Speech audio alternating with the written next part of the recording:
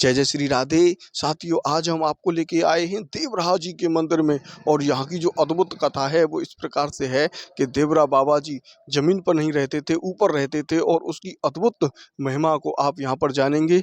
मेरा आपसे निवेदन है कि अगर आप पहली बार जुड़े हैं तो हमारे चैनल को सब्सक्राइब कर लें, अभी कर लें, बाद में आप लोग भूल जाते हैं। और दूसरे लोगों के पास जरूर इसको शेयर करें। बहुत ही अद्भुत आपको यहाँ पर जो जानकारी है वो मिलेगी। तो आप इस वीडियो को अंत तक देखें। राधे ही राधे। साथियों, ये जो आप रास्ता देख रहे हैं ये यमुना जी से आ रहा है और ये जो रास्ता जा रहा है ये देवरा बाबा के लिए जा रहा है। और अगर आप इधर की तरफ जाएंगे तो आप सीधे माठ पहुंच जाएंगे। और एक दूसरा रास्ता और है, हम आपको उस रास्ते से होके लेके चलते हैं। ये आप देख रहे हैं ये माठ के लिए जा रहा है और ये लक्ष्मी मंदिर के लिए भी जा रहा है। तो ये जो रास्ता है ये वृंदावन के परिक्रमा मार्ग में पड़ता है। और बाबा का एक चमत्कार और हमने देखा कि जब बाबा की यहाँ पर हमने वीडियो बनाई तो उस वीडियो में बाबा का एक भी फोटो नहीं आया है। तो इसी चमत्कार को यहाँ पर लोगों ने हमें पहले बताया था कि वहाँ पर बाबा का कोई फोटो आएगा नहीं। तो ऋषि मुनियों के दर्शन और अध्यात्म के क्षेत्र में भारत में ऐसे कई संत हुए हैं जिन्हें दिव्य संत कहा जाता है। ऐसे ही एक दिव्य संत थे देवराहा बाबा। देवरा बाबा जाने माने सिद्ध पुरुष और एक कमठ योगी थे। देवरा बाबा की उम्र के बारे में लोगों के बीच ऐसी मान्यता थी कि बाबा करीब 500 सालों तक जिंदा रहे। हालांकि स्पष्ट रूप से यह कोई नहीं जानता था कि बाबा का जन्म कब हुआ। देवराहा बाबा का जन्म उत्तर प्रदेश के देवरिया जिले में हुआ था। और ये बिल्कुल साधारण रहन-सहन और सरल जीवन जीने वाले बाबा लोगों के मन की बातों को बिना बताए ही जान लेते थे।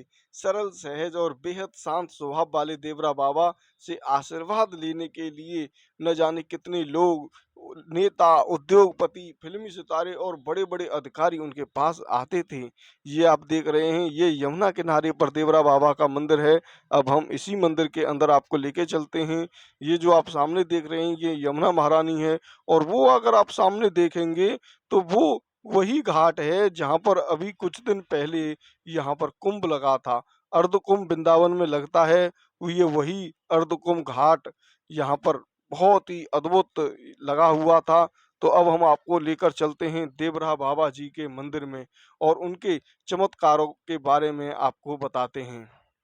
देवरा बाबा के बारे में कहा जाता है कि उन्होंने कभी भी एक जगह से दूसरी जगह जाने के लिए किसी भी तरीके की गाड़ी का, सवारी का इस्तेमाल नहीं किया था और ना ही किसी ने उनको सवारी में कहीं पर जाते हुए देखा।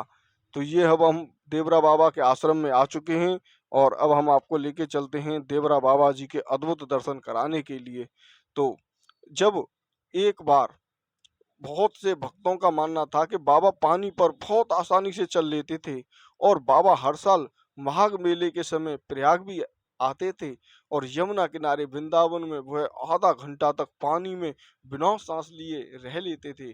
देवरा बाबा ने अपनी उम्र, तप और सिद्धियों के बारे में कभी कोई दावा नहीं किया, लेकिन उनके इर्द गिर्द इस तरीके के लोगों की ऐसी भीड़ लगी रहती थी जो उनमें चमत्कार तराशती थी।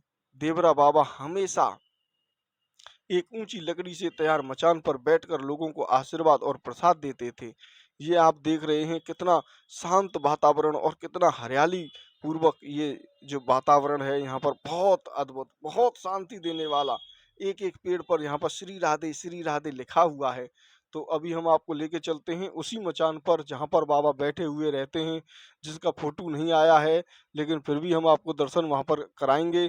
उस जगह के, उस स्थान के मनुष्यों के मन में एक बात तो निश्चित हो जाती है कि जब वो बाबा के पास जाते थे तो वो अपने मनों की बातों को तुरंत बाबा उनको बता देते थे।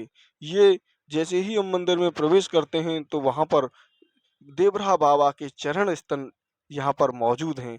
ये चरण स्थलों के लोग पहले दर्शन करते हैं और फिर ऊपर चलते हैं। ये देखिए ये सीढ़ियाँ हैं और बिल्कुल ठीक सामने ही देवरा बाबा जी का वही स्थान है जहाँ पर देवरा बाबा विराजते हैं। अभी यहाँ पर पर्दा लगा हुआ है, कुछ ही देर में ये पर्दा हट जाएगा और फिर हम आपको यहाँ के दर्शन कराते हैं। तब तक हम यहाँ पर चारों तरफ से घूमते हैं। और लोगों का एक मत भी था कि कब, कौन, कहाँ और उनके बारे में क्या चर्चा है, इसके बारे में वो बाबा तुरंत पता लगाते लेते और निर्जीव चीज़ों को भी अपने बस में कर लेते थे। वे कैमरे से फ़ोटो खींचने को बोलते, लेकिन कैमरे में कभी भी उनकी फ़ोटो नहीं आती थी और ना ही सही ढंग से बन पाती। उनकी याददाश्त बहुत तेज़ हुआ करती थी। वे एक बार किसी से भी मिलने उसको कई सालों तक उसके परिवार को भी वो याद रखते थे। तो एक और बहुत ही अद्भुत इनकी कहावत है।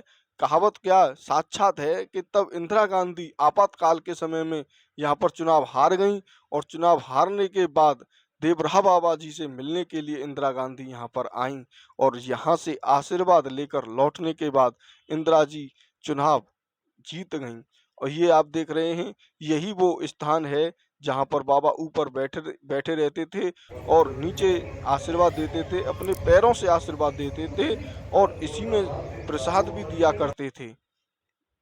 तब इंदिरा गांधी यहाँ पर आईं तो देवरा बाबा ने पैरों से उनको आशीर्वाद नहीं दिया। जब हाथ से उन्होंने आशीर्वाद दिया तो इंदिरा गांधी ने कहा कि हमारे जो चुनाव चिन्ह का चिन्ह है वो पंजा ही होगा और हाथ का पंजा तय किया और इसी चिन्ह पर 1980 में इंदिरा गांधी के नेतृत्व में कांग्रेस ने प्रचंड बहुमत प्राप्त किया और देश की प्रधानमंत्री बनी।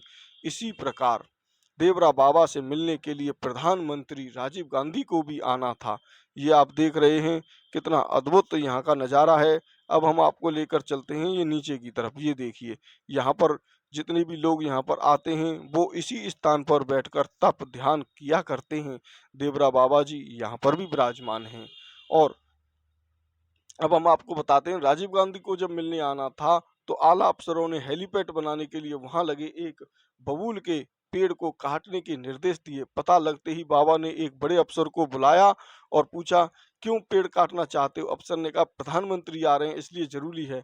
बाबा ने बोले, तुम यहाँ प्रधानमंत्री को लाओगे, प्रसन्नता पाओगे, प्रधानमंत्री का नाम भी होगा, लेकिन दंड तो बेचारे पेड़ को भुगतना पड़ेगा। वह इस बारे में पूछेगा तो मैं उसको क्या जवाब दूंगा? यह पेड़ नहीं काटा जाएगा। अफसरों ने अपनी मजबूरी बताई और बाबा जरा भी राजी नहीं हुए। उन्होंने कहा कि यह पेड़ होगा तुम्हारी निगाहों में, मेरा तो ये साथी है और पेड़ नहीं काटने दूंगा। बाबा ने तसल्ली दी कि वो इस घबराओ मत, उस आला अफसर को दी तसल्ली के घबराओ मत, प्रधानमंत्री का कार्यक्रम टल जाएगा। और ये देखिए आप, ये यहाँ पर ही बाबा देवरा बाबा यहाँ पर भी तपस्या करते थे इस पेड़ के नीचे। ये देखिए कितना अद्भुत नज़ारा हम आपको यहाँ पर दिखा रहे हैं। तब प्रधानमंत्री का कार्यक्रम 2 घंटे बाद ही फोन आया और टल गया। 1911 में जॉर्ज पंचम भी भारत आए और बाबा के आश्रम में पहुंचे। उन्होंने भी बाबा से आशीर्वाद लिया। अनेकों आला अधिकारी यहाँ पर आते हैं और बाबा का आशीर्वाद लेते हैं। ये जो आप दृश्य देख रहे हैं, ये बहुत ही अद्भुत महादेव के दर्शन आप यहाँ पर कर रहे हैं और ये बिल्कुल ही अलग तरीके के महादेव हैं। ये देखिए आप, ये देवेश्वर महादेव हैं। इनका जो नाम है वो देवरा बाबा के नाम से ही मिलता हुआ है, देवेश्वर महादेव। कितने अद्भुत दर्शन आप यहाँ पर देवेश्वर महादेव के कर रहे हैं। आपने हमारा वीडियो ये अंत तक देखा उसके लिए बहुत बहुत धन्यवाद। आप पहली बार अगर चैनल पर जुड़े हैं तो सब्सक्राइब करें। राधे राधे, बांके बिहारी लाल की।